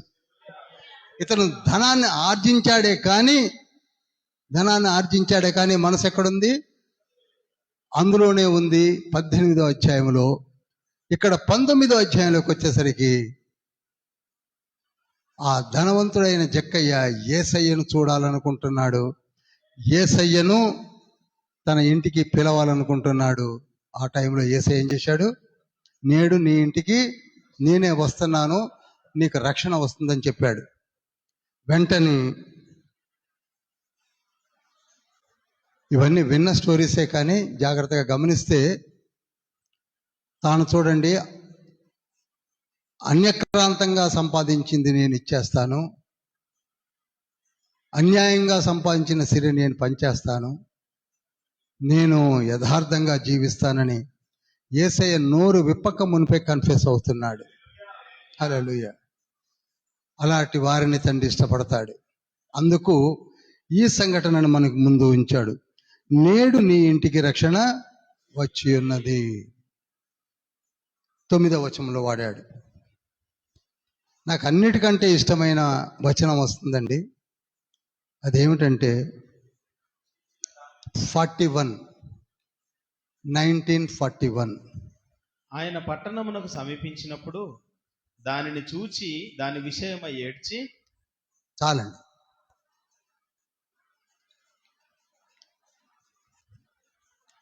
ఇది మీరు ఎంత పరకాయ చదువుతారో, నేను ఈ లేఖనాలు చదివినప్పుడు కదిలించబడతాను. దేవుని ప్రతిరూపమైన యేసయ్య, దేవుడని చెప్పుకుంటున్న యేసయ్య, ఎన్ని చెప్పాలో అన్ని చెప్పుకుంటాము. ఆయన వచ్చి యెరూషలేమును చూసి, అది యెరూషలేం పట్టణం, ఏడుస్తున్నాడు. ఎందుకు ఏడుస్తున్నాడంటే అంత రాటన్ అయిపోయింది. ఈనాడు మనం అలానే ఉన్నామండి.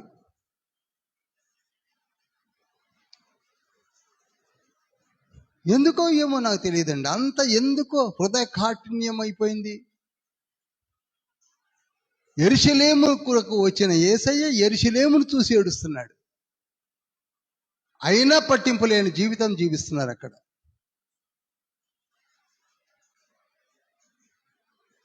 ఈనాడు మనకి 3.5 సంవత్సరాల నుంచి బైబిల్ స్టడీ, ప్రతి మాట దేవుడే మనతో మాట్లాడుతున్నాడు. కానీ మనకి వినటానికే సమయం లేదు, టైం లేదు, వినలేకపోతున్నాం. తండ్రి పలికిన మాటలు నేనే చదువుతున్నాను చూడండి. ఇప్పుడు 42వ వచనము, నీవును ఈ నీ దినమందైనను సమాధాన సంబంధమైన సంగతులను తెలిసి కొనని ఎడల నీకెంతో మేలు. కానీ ఇప్పుడు అవి నీ కన్నులకు మరుగు చేయబడి ఉన్నవి. ఇప్పుడు నేను ఏదైతే చెప్పబోతున్నానో అవి నువ్వు తెలుసుకోకపోవడమే మంచిది. ఎందుకంటే మీ కళ్ళకు అది మరుగై ఉన్నది. ఏమిటట? 43, ప్రభువు దర్శించిన కాలము నీవు ఎరుగకుంటివి. ఇక్కడ ప్రభువు నిన్ను దర్శించిన కాలము నీవు ఎరుగకుంటివి. ఈ మాటలన్నీ ఇప్పటి వరకు చెప్పింది ఎవరో కాదు, ప్రభువులకు ప్రభువు, రాజులకు రాజు, alpha and omega, most incarnation of high God. ఒకప్పుడు క్రీస్తు వాక్యమైన దేవుడే కృపా సత్య సంపూర్ణుడుగా యేసు అనే నామములో మన మధ్యలోనికి వచ్చి కన్నీరు కార్చి విలపించి ఉపమానాలు చెప్పి విహితుడా, స్నేహితుడా అని తిరుగుతూ మన మధ్యలోనే ఎంతో నమ్మకంగా చెప్పిన యేసయ్యను వీళ్ళేం చేశారు? పట్టించుకోవటం లేదు. నిన్ను దర్శించిన కాలమున నీవు పట్టించుకోవటం లేదు. ఈనాడు మనకు వస్తున్న వాక్యములను పట్టించుకోలేకపోతున్నాము. కావాలన్నప్పుడు ఎక్కడ దొరుకుతుంది నీకు? బాగా ఆలోచించండి. నేను 66 పుస్తకాలు చదివేశాను, ఇంకా నాకు అక్కర్లేదని మూసేసి పడుకోవచ్చు నేను కూడా.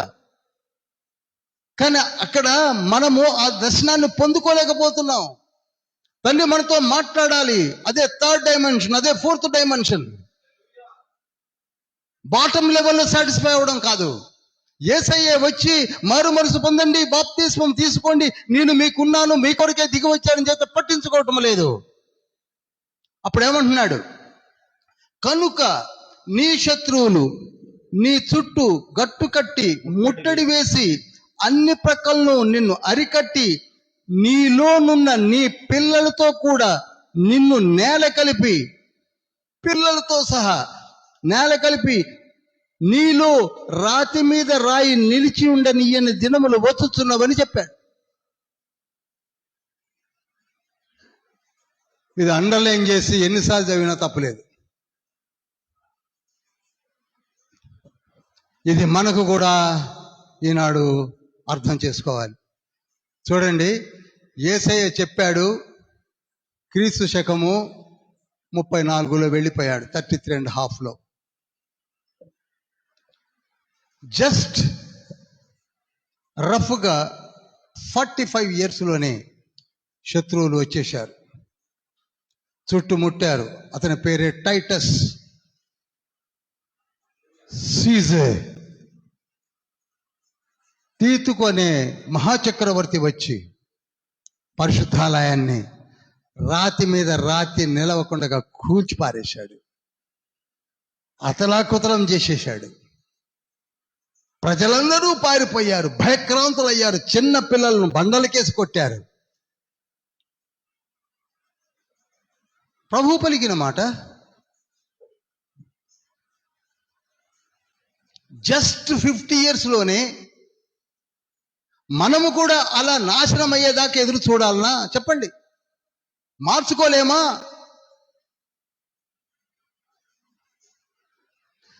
నేను మళ్ళీ చెప్తున్నానండి, బైబిల్ స్టడీ దేనికంటే నేర్చుకోవడము, మార్చుకోవడము రెండు జరగాలి.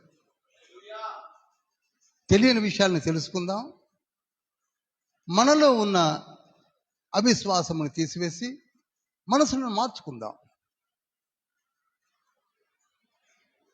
నువ్వు ఎంతకాలము వింటా కూర్చుంటే నీకు ముక్క అర్థం కాదు.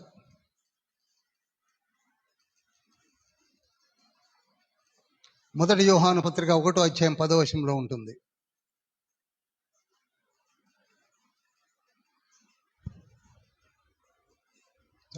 మనము పాపము చేయలేదని చెప్పుకొనిన ఎడల ఆయనను అబద్ధికునిగా చేయువారమగుదుము, మరియు ఆయన వాక్యము మనలో ఉండదు. అది మనలో నువ్వు ఎంత సీసం పోసి పెట్టుకున్నది వెళ్ళిపోతూనే ఉంటుంది. ఎందుకంటే తండ్రి లోన ఉండనీయడు. కొందరు అంటుంటారు, సార్ ఏమో బ్రదర్ చాలా సంవత్సరాలు 40 సంవత్సరాలు చదువుతున్నా ఒక్క ముక్కు గుర్తుండట్లేదు. ఎందుకుంటుంది అండి?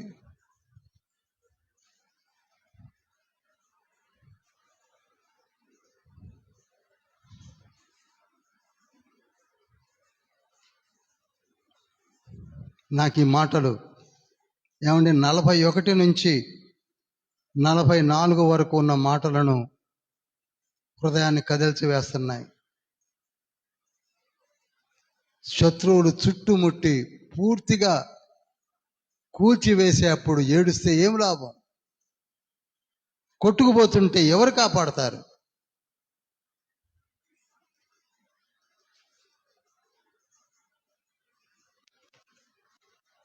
ఆ తర్వాత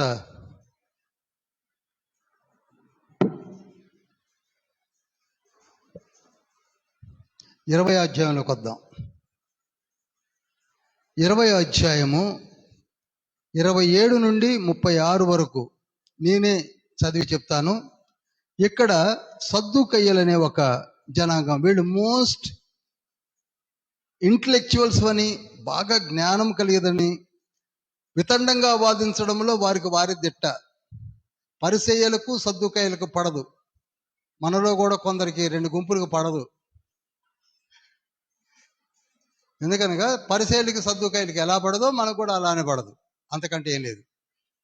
ఈయన చెప్పేది వాళ్ళు వినరు, వాడు చెప్పేది వీడు వినరు. ఈ సద్దూకయ్యులు ఒకటి నమ్మరు, ఏంటంటే పునరుద్ధానము, మరలా మనము లేస్తాము, మనకంటూ ఒక లోకం ఉంది, మనకంటూ ఒక జీవితం ఉంది అనేది నమ్మరు. పరిసయ్యులు నమ్ముతారు. కనుక వీరికి వారికి పడదు. అర్థమవుతుందండి? పడదు. వాళ్ళు వచ్చారు యేసయ్య దగ్గరికి. యేసయ్య దగ్గరికే వచ్చారు. వచ్చి ఒక టిపికల్ సమస్యను తెచ్చిపెట్టారు. అయ్యా, ఒక 7 అన్నదమ్ములు ఉన్నారు. అందరికంటే పెద్దవాడు ఒక అమ్మాయిని పెళ్లి చేసుకున్నాడు. చేసుకున్న కొద్ది రోజులకే చచ్చిపోయాడు.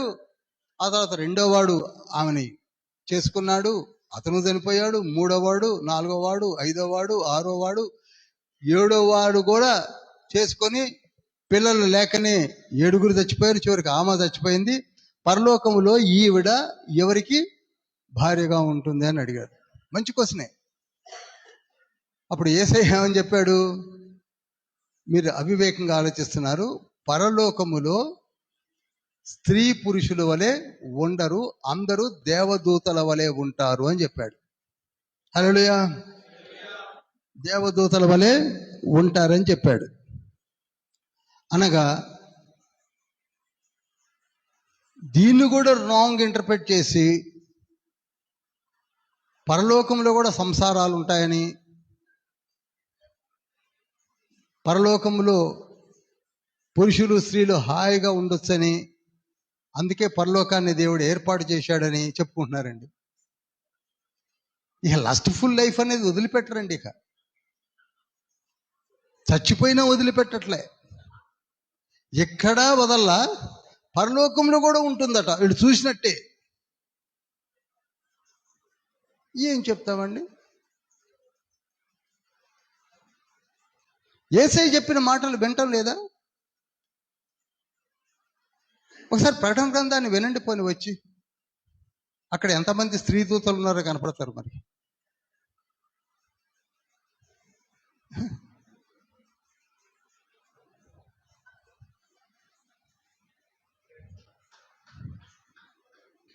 హల్లెలూయా. అందుకే 16వ వచనములు అంటాడు, వారు పునరుద్ధానములో పాలివారై ఉండి దేవదూత సమానులు, దేవుని కుమారులు. దేవుని కుమార్తెలు కాదండి, దేవుని కుమారులు. దేవదూతలు అంటే ఏమో స్త్రీ దూతలు ఉన్నారేమో అని మన తెలివి ఉంది కదా, మనకి గాలి తెలివి ఎక్కువ కదండి. స్త్రీ దూతలు ఉన్నారు, అందుకే దేవుని కుమారులను పోలి ఉంటారు. కనుక ఇక పెళ్ళి చేసుకోరు, పెళ్లికి ఇయ్యబడరు. నువ్వు అనుకునేది ఉండదు అని చెప్పాడు ఇండైరెక్ట్గా.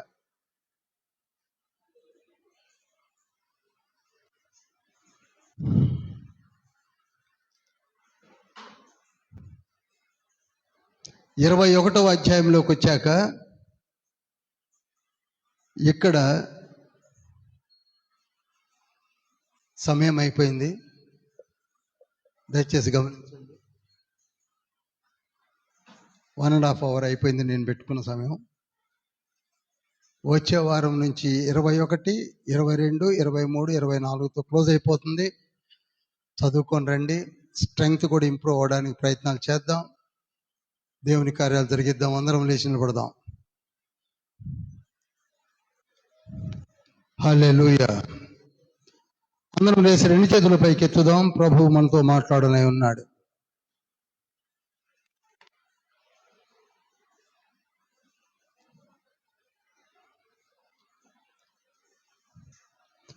హల్లెలూయా. 2 చేతుల పైకి ఎత్తి ప్రార్థన చేద్దాం. తండ్రి మనతో సూటిగా మాట్లాడాడు.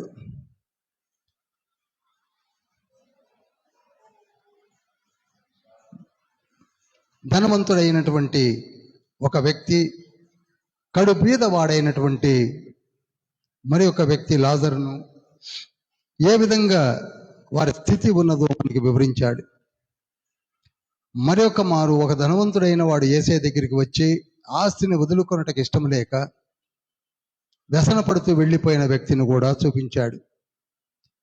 మరి ఒక వ్యక్తి జక్కయ్య వచ్చి యేసయ్య నోరు విప్పకమునిపే సమస్తమును నేను పంచివేస్తాను, నేను మారిపోతున్నానని అనౌన్స్ చేసిన వారిని చూపించాడు.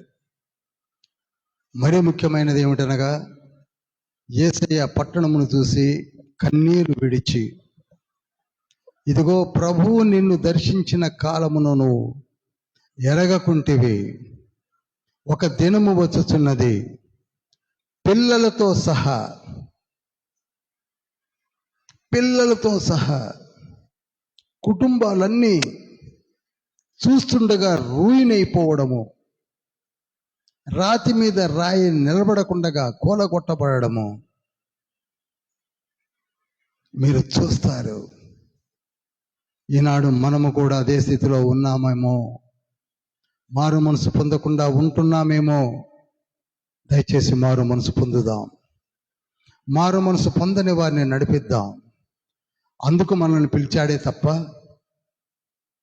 మనలను వాడుకోవాలనే ఒక తపన కలిగిన వాడే కనుక తండ్రి మనల్ని పిలుస్తున్నాడు. మనం మారదాం.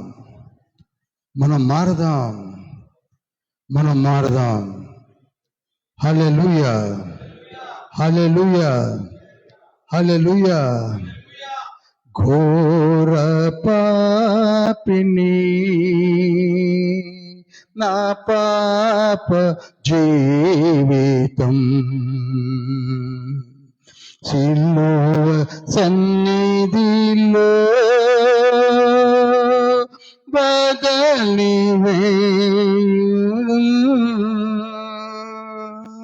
ఘోర పాపిని నా పాప జీవితం సిలువ సన్నిధిలో బదలి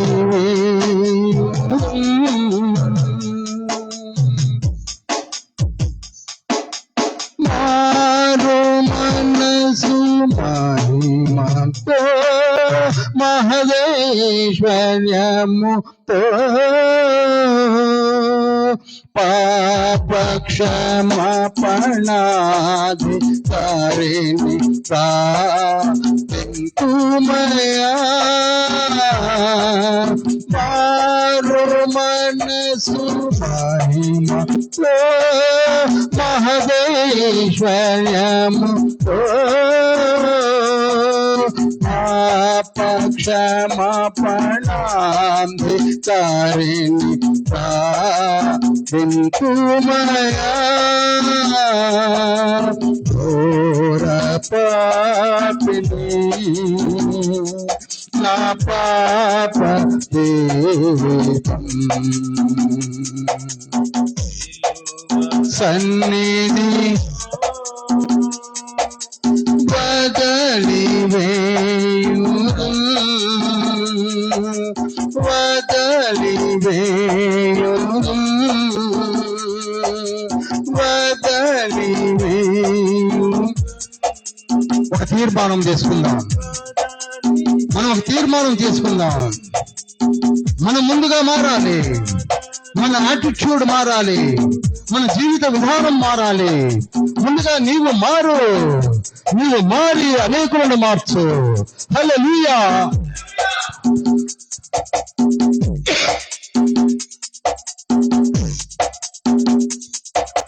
హల్లెలూయా. హల్లెలూయా. హల్లెలూయా. హల్లెలూయా. హల్లెలూయా. యేసయ్యా, మీరు లూకా సువార్త ద్వారా మాతో మాట్లాడిన ప్రతి మాట మాకు రిజిస్ట్రేషన్ జరిగింది తండ్రి. ఇక మమ్మల్ని దీవించండి, మమ్మల్ని ఆశీర్వదించండి, మమ్మల్ని వాడుకోండి, మా కుటుంబాలను ఆశీర్వదించండి, మాలో ఉన్న లోపాలు సరిదిద్దండి. మేము మీ పాదముల చెంత ఉన్నాము, అచేతనమై ఉన్నాము. ఏదో తెలుసు అనుకొని జీవించాము, కానీ మాకేమీ తెలియదని తెలుసుకుంటున్నాము. మాకు దివ్యమైన జ్ఞానాన్ని ఇవ్వండి. జ్ఞానముతో నింపండి ప్రభువా, నింపండి తండ్రి, నింపండి ప్రభువా. నన్ను వాడుకోయేసయ్యా, నన్ను వాడుకోయేసయ్యా. నా స్థితిగతులను మార్చండి, నా కుటుంబాన్ని మార్చండి, నా జీవితాన్నే మార్చండి, నా జీవితాన్నే మార్చండి. మార్చండి యేసయ్యా. హల్లెలూయా. హల్లెలూయా. హల్లెలూయా. హల్లెలూయా. మహోన్నతుడా, పరిశుద్ధుడా, పరలోకపు తండ్రి, మా ప్రార్థన మీ పాదము చెంతకు చేరబడి ఉన్నది. మా సంఘమును దీవించండి, సంఘ కాపులను దీవించండి. దూర ప్రాంతంలో నుంచి మా మధ్యలో నడిపించిన సంఘ కాపర్లు ఉన్నారు, సువార్థికులు ఉన్నారు, ఉపదేశకులు ఉన్నారు, ప్రవక్తలు ఉన్నారు. దీవించండి. ఉమెన్ ఫెలోషిప్ను దీవించండి, యూత్ ఫెలోషిప్ను దీవించండి. ఫేస్బుక్ మాధ్యమం ద్వారా చూస్తున్న ప్రతి బిడ్డను మీరు దీవించి ఆశీర్వదించమని మీ చిత్తమైతే మరొక వారము మీ పాదం చెంత మేము ధ్యానించే గొప్ప భాగ్యము లూకా సువార్తను మాకు అనుగ్రహించమని యేసయ్య పరిశుద్ధ నామములో అతి వినయంతో వేడుకుంటున్నాం పరమ తండ్రి. ఆమేన్. పరలోకమందున్న మా తండ్రి, నీ నామం పరిశుద్ధపరచబడును గాక, నీ రాజ్యం వచ్చును గాక, నీ చిత్తం పరలోకమందు నెరవేర్చబడినట్టు భూమి యందు నెరవేర్చబడును గాక. మానవుని ఆహారం నేడు మాకు దయచేయము. మా ఎడ అపరాధం చేసిన వారిని మేము క్షమించున్న ప్రకారం మా అపరాధం క్షమించము. మమ్మల్ని శోధన నుండి దృష్టిని తప్పించము. ఎందుకనగా రాజ్యము, శక్తి, మహిమ నిరంతరము నీవైనవి తండ్రి. ఆమేన్. యేసుక్రీస్తు ప్రభువుల వారు కృపయో తండ్రి అయిన దేవుని ప్రేమయో పరిశుద్ధాత్మని యొక్క సహవాసము మనకును సార్వత్రిక సంఘమునకు నిరంతరము తోడే నీడై ఉండును గాక. ఆమేన్. ఆమేన్. Praise the Lord. Praise the Lord. Hallelujah.